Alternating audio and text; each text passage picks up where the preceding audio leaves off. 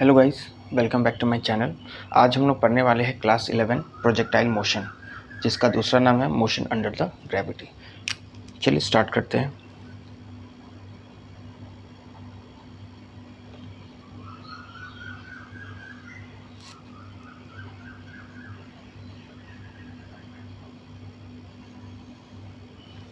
Projectile motion या फिर इसी का दूसरा नाम क्या है, मोशन अंडर ग्रेविटी।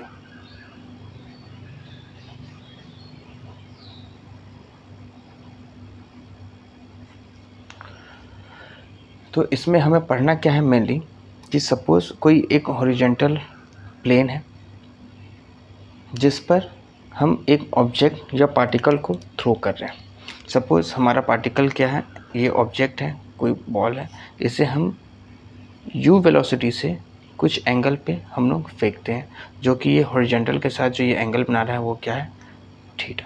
तो जब हम इसे u वेलोसिटी से फेंकेंगे सम एंगल्स थीटा से, तो ये जो वेलोसिटी है इनका इफेक्ट दोनों एक्सिस पे पड़ेगा, y एक्सिस पे भी पड़ेगा और x एक्सिस में पड़ेगा। तो सपोज़ ये हमारा u है जो कि ये थीटा एंगल से ये एक्ट कर रहा था, तो ये ux क्या हो जाएगा, u cos थीटा, और ये u y क्या हो जाएगा, u sin थीटा। तो जब इसे हम u वेलोसिटी से फेंकेंगे तो क्या होगा, तो ये इस तरह से ये ऑब्जेक्ट ऐसे जाएगा और एक सर्टेन टाइम के बाद ये क्या होगा, ये यहाँ इस प्लेन पर पहुँच जाएगा। तो ये ऑब्जेक्ट जब यहाँ से यहाँ पहुँचेगा तो इसके ये डिस्टेंस को हम लोग क्या बोलेंगे, रेंज, ठीक है। और इसे हम क्या बोलेंगे, maximum displacement in x direction, और इसी का नाम क्या हो जाएगा, maximum displacement in x direction. ये आपका हो जाएगा maximum displacement in x direction. ये जो है ना, ये हाइट, इसे हम क्या बोलेंगे, H max, this is called the maximum height. और इनका दूसरा नाम क्या है, इसका दूसरा नाम है मैक्सिमम डिस्प्लेसमेंट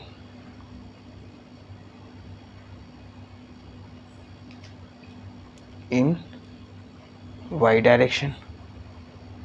वाई डायरेक्शन पे ये मैक्सिमम डिस्प्लेसमेंट क्या है। और ये जो ऑब्जेक्ट यहाँ से जो ये ऑब्जेक्ट यहाँ तक पहुँचा, तो इसमें लगने वाला जो समय है इसे हम क्या बोलेंगे, टाइम ऑफ फ्लाइट।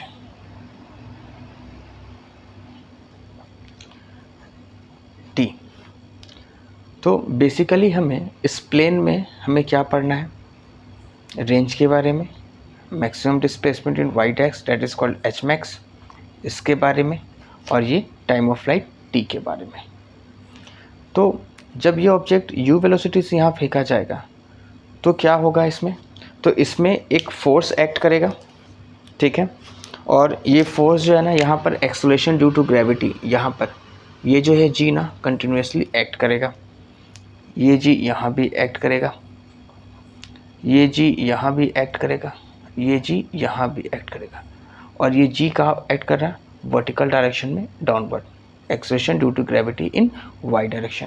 और हम ये मान के चलेंगे ये वेलोसिटी का डिस्प्लेसमेंट वाई डायरेक्शन पे भी हो रहा है और एक्स डायरेक्शन पे भी हो रहा है, बट ग्रेविटी हमेशा कहाँ एक्ट कर रहा है, डाउनवर्ड वाई डायरेक्शन में। तो हम ये मान के चलेंगे कि एक्स डायरेक्शन में acceleration due to gravity in x direction is 0, ठीक है। और यहाँ पर अजम्पशन और हम क्या लेंगे कि acceleration due to gravity in Y direction not equal to 0, क्योंकि यहाँ पर ग्रेविटेशन वेलोसिटी जो है कंटिन्यूसली चेंज हो रहा है। क्यों, क्योंकि यहाँ पर ग्रेविटी एक्ट कर रहा है, बट वाई डायरेक्शन पे इसका ग्रेविटी का कोई रोल नहीं है। तो ये जो u वेलोसिटी इनिशियल कंडीशन पे था, ये जो ux है, सेम ये भी क्या हो जाएगा, vx।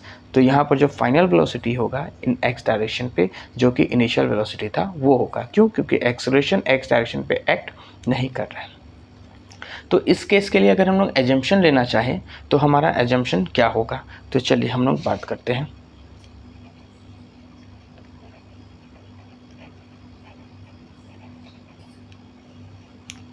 तो जो ux है वो क्या होगा, u cos थीटा, uy क्या हो जाएगा, u sin theta, acceleration in x direction 0, acceleration in y direction not equal to 0। जो ux होगा वही हमारा फाइनल वेलोसिटी x डायरेक्शन पे होगा, क्योंकि एक्सेलरेशन क्या है x डायरेक्शन पे 0 है। बट ये जो vy होगा ये आपका ui के सेम नहीं होगा, क्यों, क्योंकि यहाँ पर एक्सेलरेशन जो एक्ट कर रहा है y डायरेक्शन में वो नॉट इक्वल टू 0, यहाँ पर एक्सेलरेशन कंटिन्यूसली एक्ट कर रहा है, तो ये vy के बारे में हम लोग नहीं बता सकते, तो इसे हमें निकालना होगा। ठीक, तो हमारा जो पहला इसमें टॉपिक है हम लोग पढ़ने वाले हैं वो है किसके बारे में, टाइम ऑफ फ्लाइट के बारे में। तो ये जो टाइम ऑफ फ्लाइट है, तो इसके लिए हम लोग इक्वेशन ऑफ मोशन पढ़ा था, s equal to ut plus half at²। तो अगर ये ऑब्जेक्ट मूव कर रहा है, सपोज ये ऑब्जेक्ट अगर यहाँ से यहाँ पर डिस्प्लेसमेंट हो रहा है, तो ये डिस्प्लेसमेंट किस डायरेक्शन पे है, x डायरेक्शन पे, क्योंकि डिस्प्लेसमेंट x डायरेक्शन पे हो रहा है। y डायरेक्शन पे भी वेलोसिटी क्या है, 0 है, क्यों, क्योंकि जो इस प्लेन पे इसका हाइट है सेम ये हॉरिजॉन्टल प्लेन पे इसका हाइट वही है, तो y डायरेक्शन में तो डिस्प्लेसमेंट हुआ ही नहीं। तो आप क्या करोगे, टाइम ऑफ फ्लाइट निकालने के लिए sy displacement in y direction, velocity in y direction, ये टाइम ऑब्जेक्ट को यहाँ से यहाँ तक पहुँचने में जो टाइम लगा वो क्या है, t प्लस हाफ, ये a क्या है, एक्सेलरेशन इन y डायरेक्शन, और ये क्या है, t²। तो जब हम अब इसके वैल्यू को पुट करेंगे तो sy क्या हो जाएगा, डिस्प्लेसमेंट इन y डायरेक्शन, ये क्या है, 0, क्योंकि y में तो कोई डिस्प्लेसमेंट हुआ ही नहीं, ये डिस्प्लेसमेंट कहाँ हो रहा है, x डायरेक्शन पे हो रहा है, तो ये sy क्या हो गया, 0। uy क्या हो जाएगा, तो uy को भी आप uy रहने दीजिए, ये आपका t। यहाँ पर देखिए एक्सेलरेशन, ये तो आपका था हाफ, ये acceleration due to gravity in y direction, ये हमने क्या लिया था, -g, क्योंकि हमेशा डाउनवर्ड एक्ट कर रहा है, और ये क्या आपका t²। तो जब आप इसको इधर भेजोगे तो क्या हो जाएगा, -uyt equal to -half gt²। ये t² से ये t कैंसिल हो जाएगा, ये नेगेटिव साइन माइनस से ये कैंसिल हो जाएगा, तो ये क्या आ गया, 2 इसके साथ मल्टीप्लाई कर देता हूँ, तो tuy by g equal to t। अब ये ui क्या था, हमने जो स्टार्टिंग में हमने जो ui लिया था ये क्या था, u sin थीटा, तो आप यहाँ पर वैल्यू पुट कर दो, तो ये u2 को 2 लिख सकता हूँ, ui क्या है, u sin theta by g, और इसी इक्वेशन को हम लोग क्या बोलेंगे, this equation is known as the time of flight. Next हमारा जो टॉपिक है इस पे हमें पढ़ना है maximum displacement in y direction, this is called hmax। और हमें इसमें क्या पढ़ना है, मैक्सिमम डिस्प्लेसमेंट हमने पढ़ा टाइम ऑफ फ्लाइट, अब हम लोग पढ़ने वाले हैं रेंज के बारे में, this is known as maximum displacement in y direction. तो हम लोग क्या करने वाले हैं यहाँ पर,